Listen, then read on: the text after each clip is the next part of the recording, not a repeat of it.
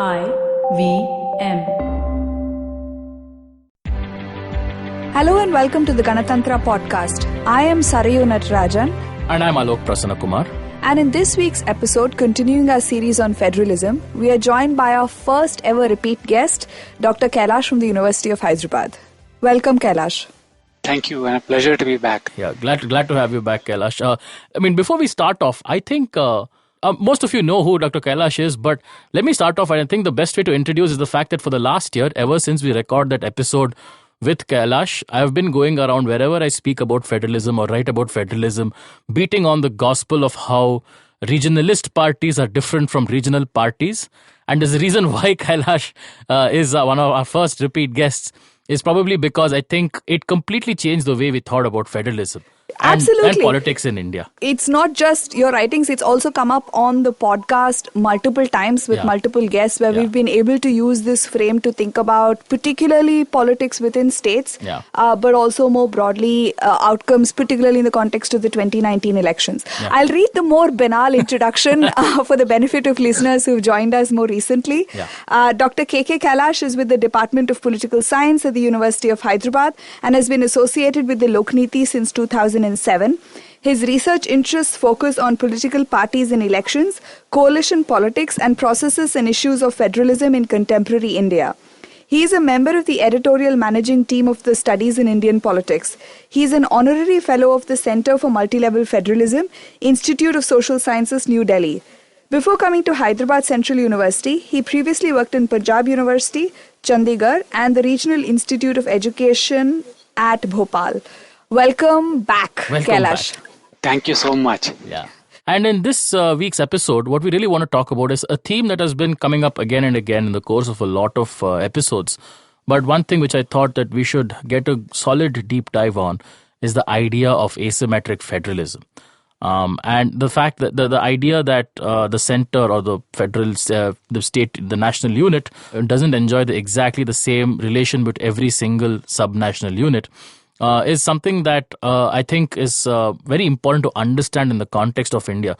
So Kailash, perhaps we can just start with a little bit about the basics of asymmetric federalism for the benefit of our listeners who may have just been introduced to the topic. Yeah, and I think we did touch upon this issue a little bit in other episodes with Dr. Suwan as well as the episodes on the CAA. Yeah. But I think on Jammu and Kashmir. But I think this is something that's come to the fore very recently as something that could also be a basis for mobilization in the electoral sphere. So would love to hear at least to start with an introduction of the idea and then we could dig deeper. Yeah. The concept of asymmetric federalism was first used in 1965 by a scholar called Charles Dalton. And he uses the concept very differently from the way we speak about it today. He basically is looking at studies of federalism that existed at that point of time. And he says that these studies assume that all states or provinces within a federation had equal relationships with the center as well as with each other. He then says that these different states or regions vary in size, population, resources, and so on. Therefore, it is unlikely that they could have equal relationships either with the center or with the states. So this is the original idea of what asymmetric federalism is. And then he then goes on to say that we should therefore not think of symmetrical relationships between states or with the center, but we should keep in mind that there can be differential relationships. Mm-hmm. Now today when we understand asymmetric federalism, we understand it very differently from this, and we speak of some states or some regions or some units having different rights compared to others. For instance, having special powers or having some autonomous space which others do not have, or which is what we understand federalism today. So the first type of federalism which we spoke of in terms of different regions, states, provinces, etc., that some would call as de facto asymmetry, and the legal constitutional sharing of power differently is called de jure asymmetry. So this is the background to asymmetric federalism. Yeah, and I think India was always, in a way, de facto and de jure asymmetric federalism. Mostly because I think, this is at least even right at the start, when you took a state the size of Uttar Pradesh and compare it to, say, even a tiny state like Sikkim and Goa, and the tiniest states I think came into existence much later. But even then, you had a de facto difference in the sizes and the economies of the various provinces, but also in the constitution itself. Article 370 gave Jammu and Kashmir a special status, and that was followed up with multiple other states. But I think we sort of, and as Sarayu was also discussing a little bit prior to this podcast, something about the way in which asymmetric federalism has played out in the politics of different states. Yeah, so even if you were to look at in the constitution itself, when the states were actually, like the 1951 constitution, we had actually 4 categories of states. Yeah. So you had the Part A states, the Part B, Part C, and Part D. Yeah. And each of them had a different relationship with the former, that is the British government. So for instance, Part A was ruled directly by the British. Part B had princely states who had some sort of a different relationship with the British government. Part C was all the remaining princely states. And Part D was all the other territories that were there. Now each of these had a sort of different negotiating and bargaining power when they actually came into the Union of India. Mm-hmm. So I think this whole idea of asymmetry in terms of, let's say, the practice of it and in terms of the bargaining that goes on actually begins immediately after independence, even with the formation of the Union of India. So for instance, when I think privy purses were given, I think this was based on a bargain where they took money and security in exchange for authority. Yeah. Yeah. So this is the bargaining that goes on, and this is, I think, it's part of the whole idea of federalism, that there is constant bargaining and constant compromises that are being made. So we should look at asymmetric federalism not merely as a structure that is there, but it's an ongoing process where there is this continuous negotiation that goes on. And how do we imagine in some ways, the end of this kind of continuous negotiation, as well as the sort of the idea of asymmetric federalism? Is it in some ways imagined because it is important to think about the way in which states need to be held together? Or does it come from an idea that somehow asymmetric federal arrangements can play a role in protection of certain kinds of minorities? Because what drives this process of ongoing negotiation in that sense? Okay, I think you get what you're speaking of is there in the literature, which makes a distinction between the normative idea between asymmetric federalism and a more functional dimension of asymmetric federalism. The normative dimension actually speaks at when there are diversities, when there are cultural entities which have special rights, they should be respected, they should be recognized, and that is the normative dimension there. Okay? Whereas the functional one is that where you would creatively use this mechanism to accommodate diversity and also sort out problems as they go by. Understood. So we have both these elements in the Indian Constitution. Understood. But the Indian experience has been mixed in terms of at least the functional dimension, which is, in the ability to sort of grant special protection to cultural and national minorities. So how would one think about the Indian experience of asymmetric federalism in the context of these normative and functional goals? Yeah, so there is one sharp critique that has come on the working of asymmetric federalism in India, and that is by Louise Tillon. Of course. Yes, so she actually says that the normative idea is actually missing in the Indian Constitution. Which is the idea that states need to be held together by an idea of asymmetric federalism. No, when we institute asymmetric federalism, was it with the express purpose of recognizing diversity? Was it for protecting certain cultural rights, religious rights, or was it only for a short-term mechanism to tide over some crisis? Understood. So she argues and she comes out very sharply in, I think, a couple of writings where she would say that the instance of J&K is not the normative dimension. It was more of a functional thing where you had a particular situation at hand, you wanted to deal with it, and consequently you gave J&K a special status. Right.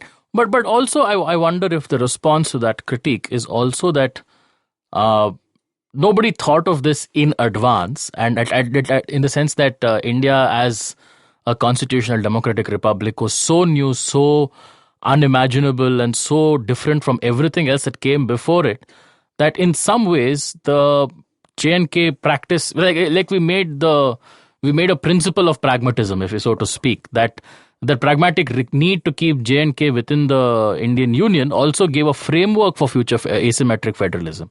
Yes, I think that's a reasonable response to because when the Indian constitution was adopted, I don't think the concept of asymmetric federalism itself existed. That's right.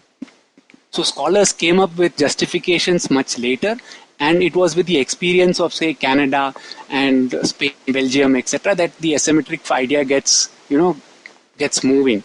So I think India, as you say, Alok, is much ahead of that. And then how do we think about how the experience of asymmetric federalism has played out? And I particularly speak about one context, or I would love to sort of talk a little bit more about the way in which asymmetric federal arrangements have played out in the electoral competition at the state level. And what that has meant for both state level politics and the way in which, in the other way around, which is the way in which these debates are framed in national elections, particularly more recently. So, if are we speaking of the J&K case or some in other locations as well? I think more recently the experience would be the J&K example. Not so much for the question of electoral competition in J&K. I think that's a broader question. But I think the latter is something that we would love to talk about in the context of J&K especially. Okay, so we'll talk about it maybe in the context of the idea of the BJP and what it's doing with the CAA and so on. Sure. In that context, I could speak of the asymmetric federalism. Yes, please. Okay, so I think the BJP's imagination of what India is I think different from a lot of what we had thought of it or what most of us must have done in our own school textbooks, etc. The idea of how do you imagine a nation, that's very different. And here I think we should go to a writing that came out sometime in 2012 where there was these three scholars, Alfred Stephen, Juan Linz and Yogendra Yadav, who make a distinction between what they call as nation state and state nations. Yeah. Yep. Okay. So in nation state, the basic idea is that the boundaries, territorial boundaries of the nation coincide with the cultural boundaries. So within a nation, you will have only one dominant cultural entity that exists. Right. Whereas in a state nation, there is this recognition of diversity. There is this recognition that there can be both complementary identities and multiple identities that could actually exist together. A good example of this is that maybe I could be a Tamil and I could be an Indian at the same time. Yes. So the scope for that doesn't exist in a nation state. Whereas in a state-nation state, this diversity is celebrated. And that's where the connection to asymmetric federalism is. So if you celebrate diversity, if that is what your idea of a nation is, then there should be mechanisms to protect these diversities. And therefore, asymmetric federalism is a very useful mechanism for taking care of diversity that exist of different types that exist in different parts of the country. Correct. And this is, I guess, perhaps the way in which the functional intersects with the normative, with the normative in mind, because that relates to the idea of the way the nation is framed. Asymmetric federalism is therefore enacted. I'm reminded actually of an episode we did very recently with a film critic, M.K. Raghavendra, and he brought up this idea of how regional cinema portrays an identity of an individual which coexists with a broader national identity, and the two sometimes are at odds with each other but coexist in every individual. Yeah. I think that is the cinematic way of speaking to the point you just made. Yeah. Yes, I think it says the same thing, right? And actually, one point that I sort of want to develop, and I sort of wrote this in a very, it is a sort of response to and in the context of certain debates that were going on after 370 was repealed, is, in a sense, it's also a larger normative point, is asymmetric federalism perhaps the way to go for India, and not just say for the peripheries, because as it stands, even if you take out 370 in Jammu and Kashmir, most of the provisions which create asymmetric federalism in India relate either to the northeast or some very small parts of, say, Karnataka and Telangana. No, even Telangana, I think it's still there actually. It relates only to Karnataka and in some parts of Karnataka and Telangana. Would it? I mean, in a sense, it was a slightly provocative piece that I wrote, and I thought we could talk a little bit about it. Would it make sense for each Indian state to have its own bargain with the nation to come up with a different model of federal relations instead of having the same thing with a few exceptions? Like, as it still stands in India, asymmetric federalism seems to be somewhat of an exception, at least de jure asymmetric federalism is a somewhat of an exception to the larger idea that each state's relation with the Indian nation is the same. Right. So, when you look at the literature on federalism, they actually expect that there will be this constant bargaining. Right. It is not something given. Okay. And even the literature, and let me use an analogy here that might be a better thing to do, is that, for example, it is actually very difficult to maintain a federation. It's like you learn to cycle. Right. And you need to constantly, you want to go forward, and yet you need to maintain balance. That's right. So federalism is also something like that. Okay. Like, you need to constantly accommodate these diversities that will keep coming up with greater demands, something here, something there, and yet you need to move forward. Right. So how do you balance yourself? Take care of these demands so that they don't spiral into some sort of secessionist demands or somebody saying that they don't want to be part of the union. Yeah. You want to keep them inside and still go forward. Right. And for the other side, they want to be in the federation, and at some point of time, they also don't want to be in the federation. Right. It's like a student who is in my class and at the same time doesn't want to be in the class as well. I mean, I suppose those of us who have taught at some level have that feeling at some point.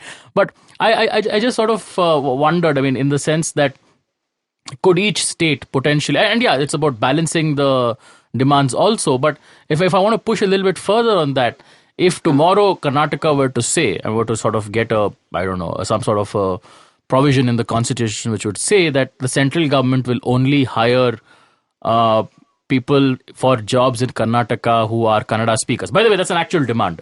There's a very strong, there's a growing, I won't say very strong, but there's a growing demand that, when the central government hires people to work in its offices in Karnataka, it should only hire people who have worked there, not say talking about the IAS ranks and so on. Supposing if there were a demand like that to be made, and supposing if it had sufficient credibility, would say the constitutional structure and would say the larger idea of a federalism be affected by something like this? Would it be either too much to one side, or do you see that as part of the balancing act?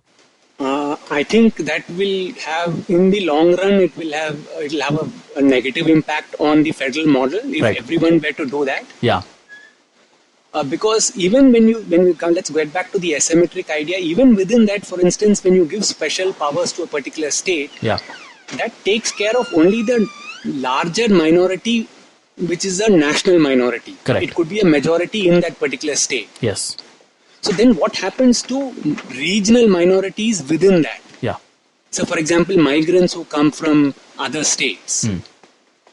So I think this suggestion or this thing, demands like this, will have other effects, and then it will have negative impact on you want to remain as a nation. That will not be maintained at all. So I think we should somewhere find a balance which that's not the balance that we're looking for. That's all, because it's an interesting thing to think about, because we are seeing such, I mean, at least at the local level, let's say it's not happening at the national level yet, we are seeing, say, various states, quote unquote, reserve jobs, because the term reserve doesn't really make sense in, say, private sector jobs for locals and so on and so forth. And maybe this is going to be one of those tricky things for both the larger nation and the state to balance out, as you made use that great metaphor of a cycle, how do you ensure that you sufficiently account for diversity while you're sort of keeping the nation together? We could also think whether this question comes up because of the particular economic situation we are in at this point of time. Right. Yeah. Is it coming up because of the lack of employment opportunities around the country? Mm-hmm. Because I don't think I heard about it when we were on those between say 90, that high growth rate time. I don't think such demands at all came at all. Yeah, that's true. So I think this is more contextual, and it's probably will pass if we ever break free from this low growth stage. Okay. So it's a function of the economy as much as it is related to the nature of the question itself in that sense. Yeah. Yes. So I think that's there's one last point that I sort of wanted to bring before we wind up this episode. And that's it. This is to look at this issue. I mean, we've been speaking about it largely in the context of India. But one of the other great federal projects, if I want to call it that, is something like, say, the European Union. And this is something that, at least for me as somebody who studies federalism in India, who thinks about it, would like to think about it, I find this Brexit process very fascinating. And in as much as I sort of try and troll a few people by sort of saying, the European Union should learn something about federalism from India. And I wonder if at some point, maybe the European Union has to have a all or nothing kind of a model. That maybe giving too many people too many options to stay in and out and choosing this or that can sometimes lead to the kinds of political and other crises that has led to something like Brexit. Yes. I think if you were to make a comparison between India and Brexit, I think Brexit also why Britain went out would also be because I think they were getting too centralized. Okay. I think you were just wanted to change everything at one go and have everything centralized with the European Union. I think that's where the resistance starts coming in. So I don't think they got their balance right. Okay. So I would say that you still need to give these different spaces to states. And you need to work with that. Right. Nobody wanted to come and become one union, like union in the sense that everybody give off everything. Right. But they all want to maintain their distinctiveness and yet enjoy the benefits of being in the union. Right. And that's a very difficult balance. Yeah. So I think, as you say, more you keep looking at India, and I think we need to appreciate that. It is, and it's quite a remarkable thing, keeping a country as diverse, as distinct in so many different ways, and as difficult as India somewhat together. Not to say that a perfect job has been done and everything could be much better.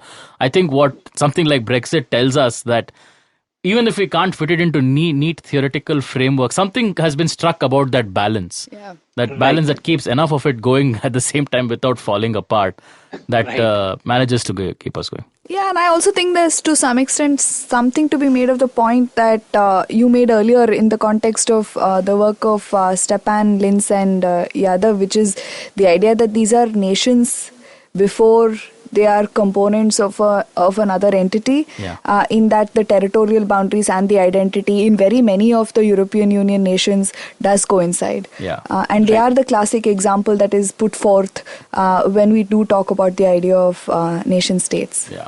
Right. Anyway, that's all that we have time for. Thank you so much, Kailash, for being on our podcast once again. I'm sure we're going to want to talk to you soon, Kailash. I think particularly in the context of your work on welfare, I feel like that episode is coming up very shortly in the next season, perhaps. Yes. Okay, thank you for having me here. Yes. And thank you all for tuning into this episode. We'll be back with more episodes shortly. Thank you. Bye-bye.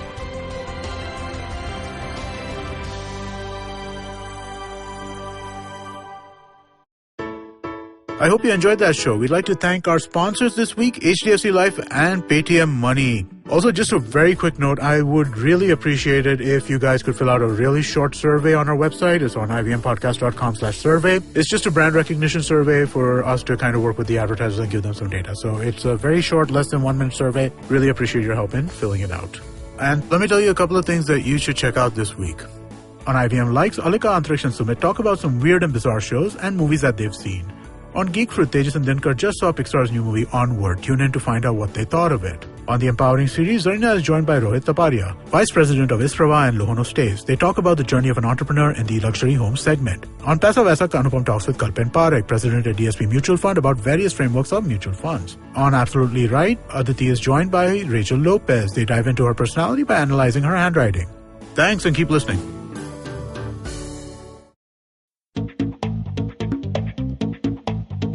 Advertising is dead. Yep, you heard me right. Advertising is dead. We're all in the content business now. Let's not call it news, TV, radio, etc., etc. It's all content, and we're in the middle of this weirdly exciting phase where all the borders and lines that have been drawn over decades has been swept away by this lovely thing called the internet. We're a show where we don't dwell on just the stuff that is now, but rather the wider stuff about advertising, media, content, and the whole goddamn circus surrounding it. Tune in every Tuesday for our weekly unboxing of the mystery box we used to call advertising. I'm Varun Dugirala, co-founder and content chief at The Glitch, and this is my new podcast, Advertising is Dead. The modern world is obsessed with food and agriculture. Everywhere you look, new and exciting technologies are bringing food innovation to your street market, your grocery store, your doorstep, and your plate. From our quest for the perfect food photos to our rediscovery of ancient grains. Quite simply, food has never been sexier. But guess what? The modern food system is broken. It's a major cause of climate change, antibiotic resistance, and global poverty. So how did we get here? And where are we going? Most importantly, how are we going to feed 10 billion people globally by the year 2050 through better, more sustainable means? I'm Varun Deshpande. And I'm Ramya Ramurthy. And we work for the Good Food Institute, a global non-profit accelerating the transformation to a more healthy, sustainable, and just food system. The next food revolution is here. On Feeding 10 Billion, we're giving you the inside view. You can tune into us every Tuesday on the IVM Podcast app or ivmpodcast.com or wherever you get your podcasts from.